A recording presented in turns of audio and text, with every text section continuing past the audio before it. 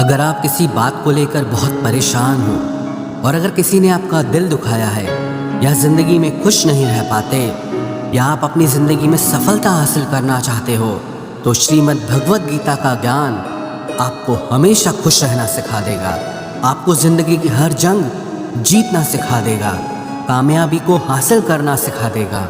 जब आपको ये लगे कि ये दुनिया बहुत मतलबी है और कोई आपका साथ नहीं दे रहा है, सब बस अपने स्वार्थ के लिए जी रहे हैं, तो श्रीमद् भगवद गीता का ज्ञान ऐसे वक्त में आपको हिम्मत देता है, आपको राह दिखाता है।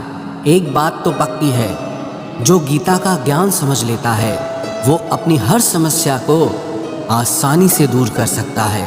आज हम उसी श्रीमद् भगवद गीता की 15 अद्भुत शिक्षाओं के बारे में चर्चा करेंगे। एक बात की गारंटी है, जो भी व्यक्ति इन 15 शिक्षाओं को वीडियो के अंत तक पूरा ध्यान से सुनेगा वो अपनी हर परेशानी, अपने हर दुख, अपनी हर पीड़ा को आसानी से दूर कर देगा।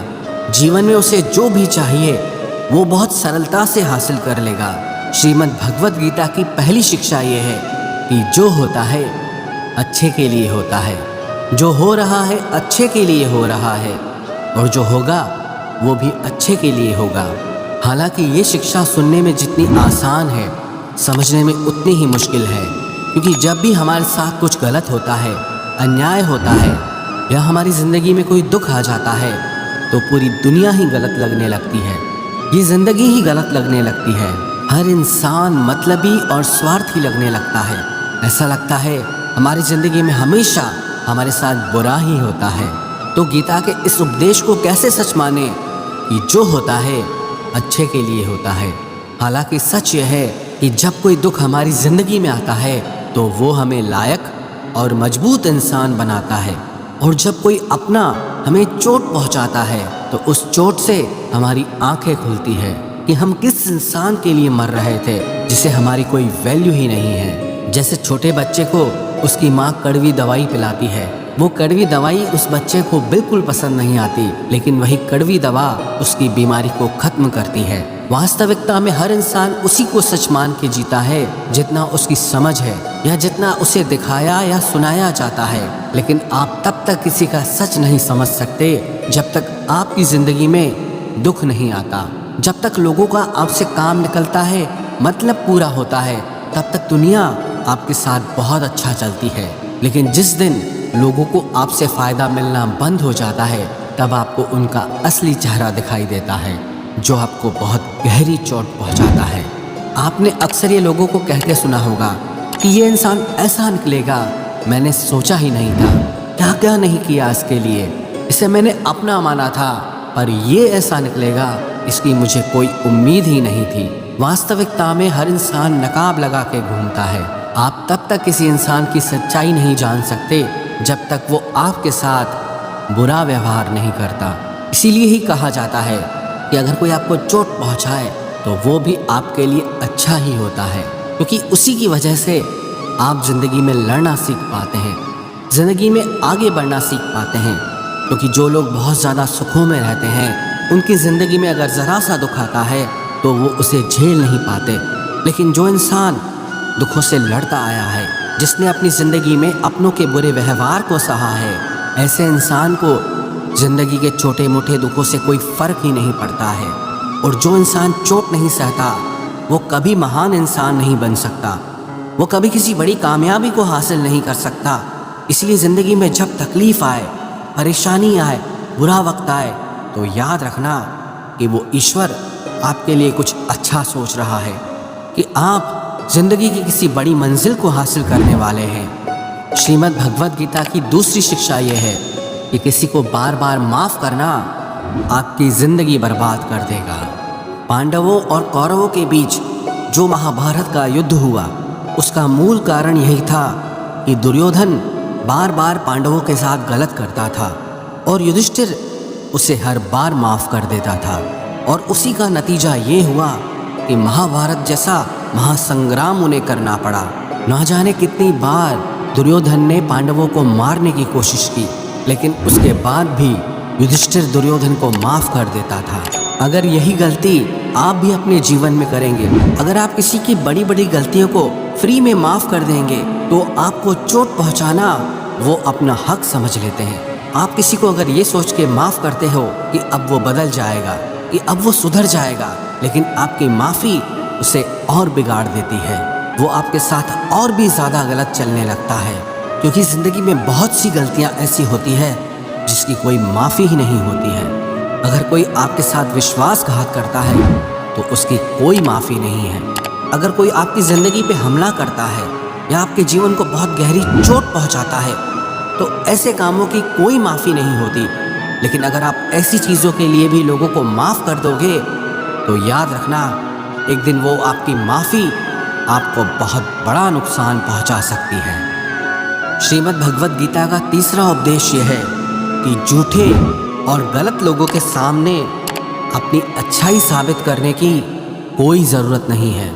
आप देखना, इस दुनिया में अच्छे लोगों को झूठे लोगों से ज़्यादा परीक्षा देनी पड़ती है, ज़्यादा दुख सहना पड़ता है, क्योंकि ऐसे लोग बार बार आपकी अच्छाई का सबूत मांगते हैं।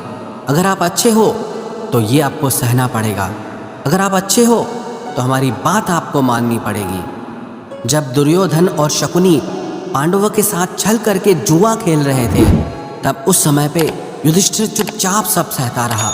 उन्होंने छल कपट करके पांचों भाइयों को जुआ में लगा दिया, उनकी पत्नी द्रौपदी को भी जुआ पे लगा दिया, और वो दुर्योधन द्रौपदी का भरी सभा में अपमान करने लगा, उसे नग्न करने की कोशिश करने लगा। लेकिन ये सब पांडव चुप करके बैठे रहे, क्योंकि उन्हें लगा हमें तो धर्म का पालन करना है, इस सभा में हमारे बड़े बैठे हैं, हमें तो सत्य का पालन करना है। जो लोग सिर्फ छल कपट से जी रहे हैं उनके सामने कोई ज़रूरत नहीं है कि आप सच्चाई से चलें या उन्हें ये दिखाएं कि आप कितने बड़े धर्मात्मा हैं। सच बोलना पुण्य सिर्फ तभी होता है जब उससे किसी का भला हो, और झूठ बोलना पाप सिर्फ तभी होता है जब उससे किसी का बुरा हो। अगर आपके झूठ से लोगों की भलाई होती है, किसी का दिल खुश होता है, तो वो झूठ पाप नहीं पुण्य है। लेकिन अगर आपके सच से किसी के दिल को चोट पहुंचती है तो वो सच पुण्य नहीं पाप है। इसलिए जो इंसान आपके साथ गलत करता है, जो इंसान हमेशा आपके साथ छल कपट करता है, आपको धोखा देता है, आपको नुकसान पहुंचाता है, ऐसे लोगों के सामने अपनी अच्छाई साबित करने की आपको कोई ज़रूरत नहीं है। गीता का चौथा उपदेश यह है कि दुष्ट इंसान के साथ चाहे आप जितनी भी भलाई कर लो, लेकिन वो हमेशा आपको नुकसान पहुंचाएगा। वो कहते हैं ना कि बुरा इंसान कभी अपनी फितरत को नहीं छोड़ सकता। जब आपको पता हो कि सामने वाला इंसान हमेशा आपको दुख पहुंचाता है, हमेशा आपके साथ गलत करता है, और आप ये सोचते हैं कि वो चाहे कैसा भी चले लेकिन मुझे अच्छा ही चलना है, आपकी यही गलती आपको बहुत दुख देती है। जब आपके साथ कोई गलत चले, आपको कोई ज़रूरत नहीं है उसके साथ अच्छा चलने की। आप ना उसके साथ अच्छा चलो ना उसके साथ बुरा चलो, बस आप उससे दूरी बना लो।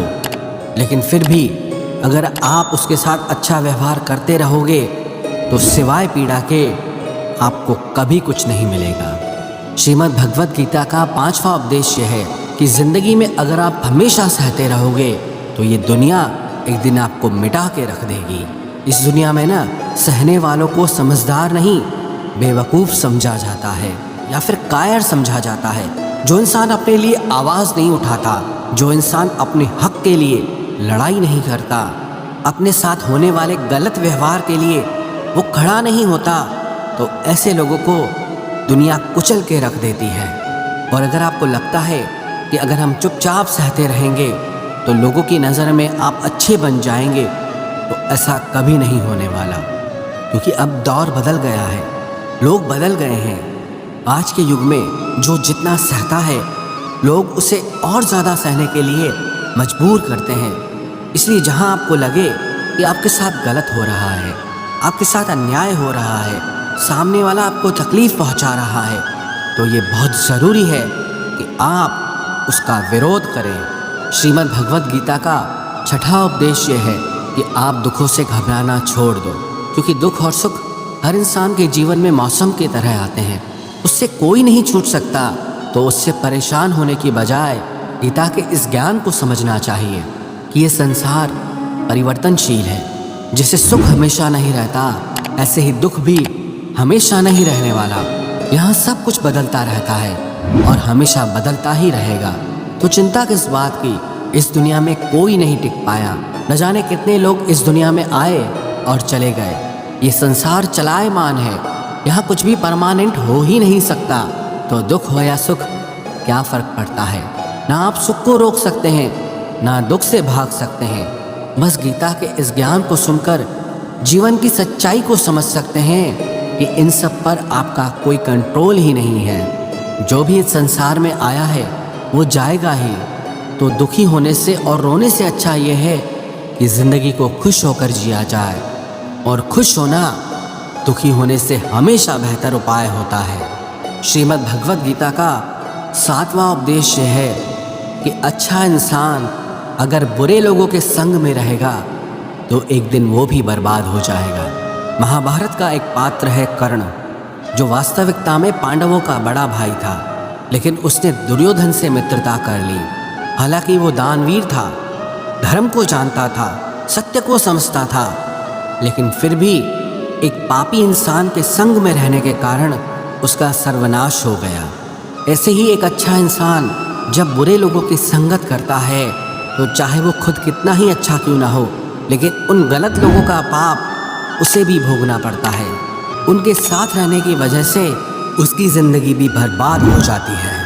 श्रीमद् भगवद गीता की 8वीं शिक्षा यह है कि प्रेम और भावनाओं के रिश्ते सिर्फ उनसे बनाने चाहिए जिन्हें आपके प्रेम और भावनाओं की कदर हो और उसका मूल्य पता हो। जब आप अपना प्रेम किसी ऐसे इंसान से लगा लेते हैं जिसे आपके प्रेम की कोई कदर नहीं है, तो वहाँ आपके दिल को बहुत दुख मिलता है। जब आप ऐसे किसी इंसान की बहुत ज़्यादा वैल्यू करते हैं जिसे आपकी कोई वैल्यू ही नहीं है, तो सिवाय आंसुओं के आपको वहाँ कुछ नहीं मिलता। याद रखना, किसी गलत इंसान के साथ जुड़ने से अच्छा है कि आप अकेले ही रहो। आप अकेले रहकर कभी उतना दुखी नहीं हो सकते जितना एक गलत रिश्ते में जुड़कर आपको दुख मिलता है। वैसे तो आज के युग में कोई किसी की कदर करता नहीं है, कोई किसी को प्रेम देता नहीं है। इसलिए जिसे भी आप अपनी ज़िंदगी में सबसे ज़्यादा खास बनाओ तो उसमें जल्दबाजी मत करना, थोड़ा समय लेना, थोड़ा उस रिश्ते को समझना, तभी जाकर अपनी ज़िंदगी में किसी को वो प्रेम की, इज्जत की खास जगह देनी चाहिए।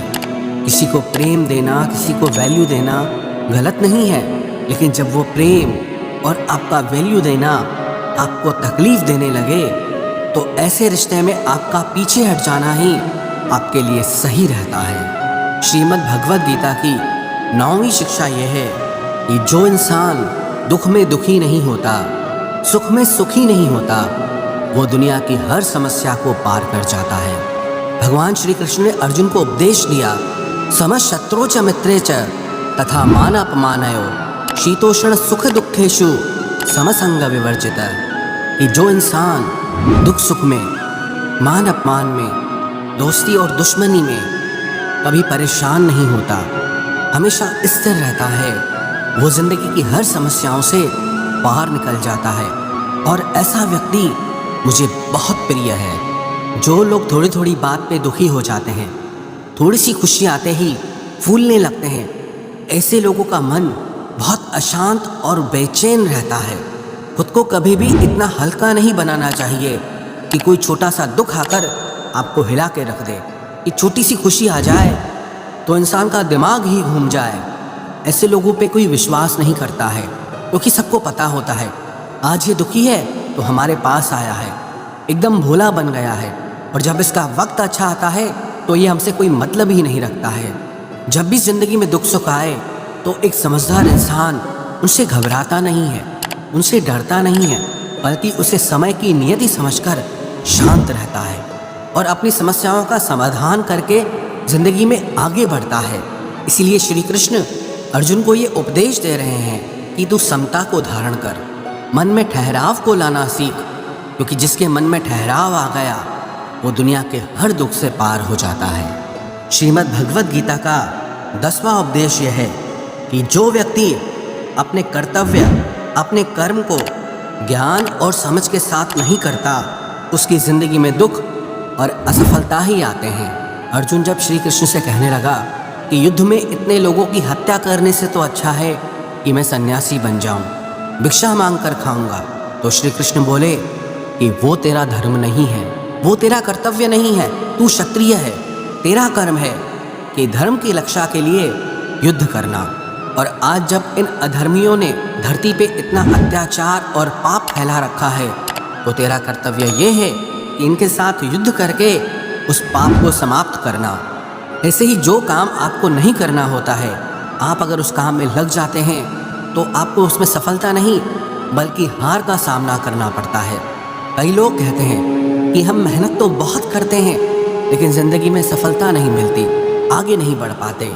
इसलिए बार बार श्री कृष्ण अर्जुन को गीता में ये उपदेश दे रहे हैं कि तू अपने कर्तव्य को पहचान, अपने कर्म को पहचान। ये शिक्षा हर मनुष्य के लिए है कि हमारा कर्तव्य क्या है, हमारे लिए ज़िंदगी में क्या सही है वही हमें करना है।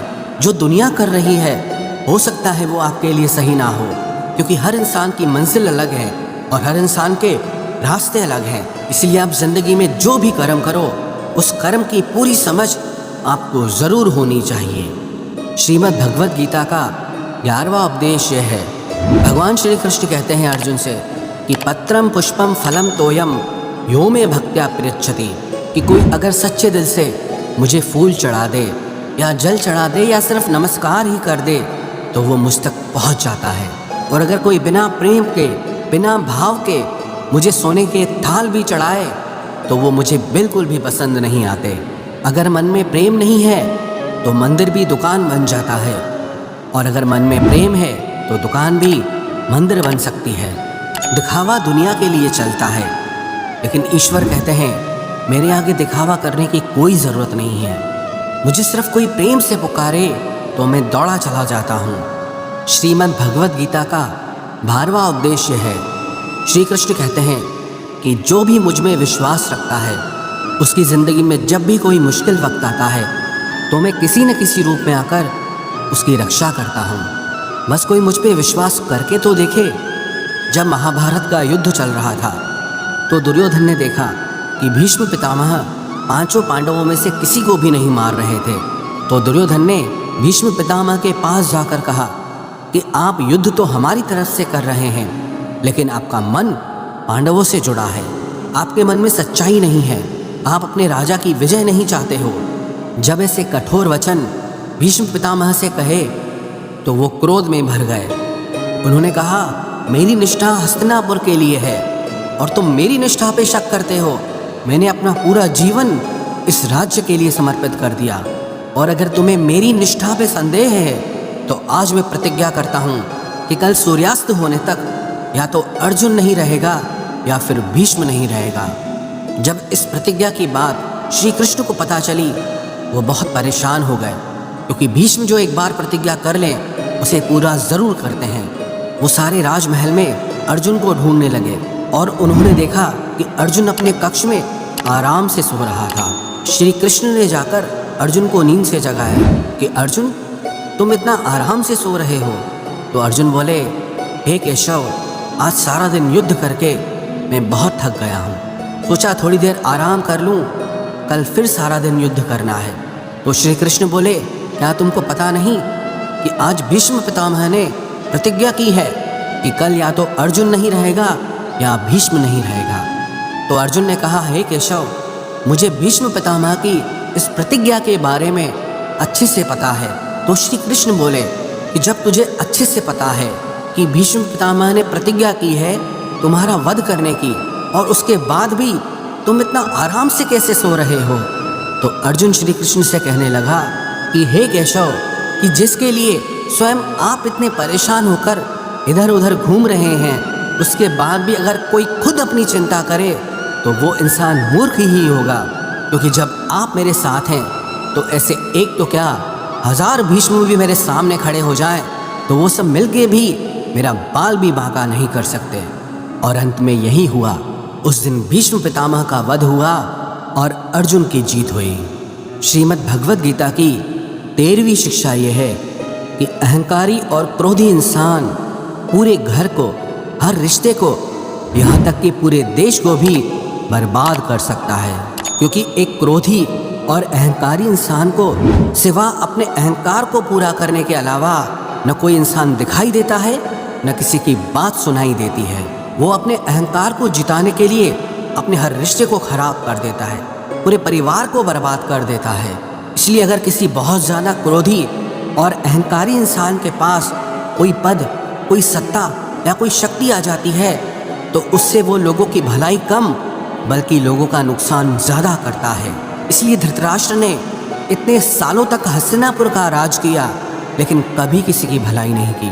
दुर्योधन जो उस राज्य का युवराज था, उसने भी कभी किसी की भलाई के बारे में नहीं सोचा, सिर्फ सबका नुकसान करता रहा, बस अपने अहंकार की पूर्ति के लिए। इसीलिए कोई भी रिश्ता, कोई भी परिवार या कोई भी राज्य सिर्फ प्रेम से चल सकता है, अहंकार और क्रोध से नहीं। जिस रिश्ते में अहंकार और क्रोध आ जाता है वो एक दिन टूट जाता है, और जिस रिश्ते में प्रेम रहता है वो जिंदगी में कभी नहीं टूट सकता। श्रीमद् भगवद गीता का 14वां उपदेश यह है, इस दुनिया में परमात्मा के सिवाय किसी को अपना मत समझो। यहाँ कोई अपना नहीं है, क्योंकि जब दुनिया के सारे रास्ते बंद हो जाते हैं तो ईश्वर की तरफ जाने वाला रास्ता हमेशा खुला रहता है। जब जिंदगी में कोई दुख आता है ना, बुरा वक्त आता है, तो दुनिया हमारा साथ छोड़ देती है, लेकिन चाहे 1000 मुश्किलें क्यों ना हो, वो परमात्मा हमेशा हमारा साथ देता है। इसलिए कहते हैं, ज़माना जब भी मुझे मुश्किलों में डाल देता है, लेकिन मेरा रब 1000 रास्ते निकाल देता है। श्रीमद् भगवद गीता का 15वां उपदेश यह है कि जो जैसा कर्म करेगा उसको वैसा ही फल मिलेगा। हो सकता है बुरा कर्म करने वाला कुछ दिन मज़े कर ले, लेकिन आज नहीं तो कल उसको उसके बुरे कर्मों का फल ज़रूर मिलेगा। जो लोग दूसरों को रुलाकर, दूसरों को चोट पहुंचाकर, दूसरों को दुख देकर खुशी होते हैं, दूसरों को दुख देकर खुश होते हैं, विश्वास रखना एक दिन उन्हें बहुत रोना पड़ेगा। चाहे आप ईश्वर को मानो या न मानो, लेकिन इतना पक्का है कि जिसने जैसा कर्म किया है उसको वैसा फल ज़रूर मिलता है। किसी न किसी रूप में वो पीड़ा, वो दर्द उसकी ज़िंदगी में एक दिन ज़रूर वापस आएगी। इसीलिए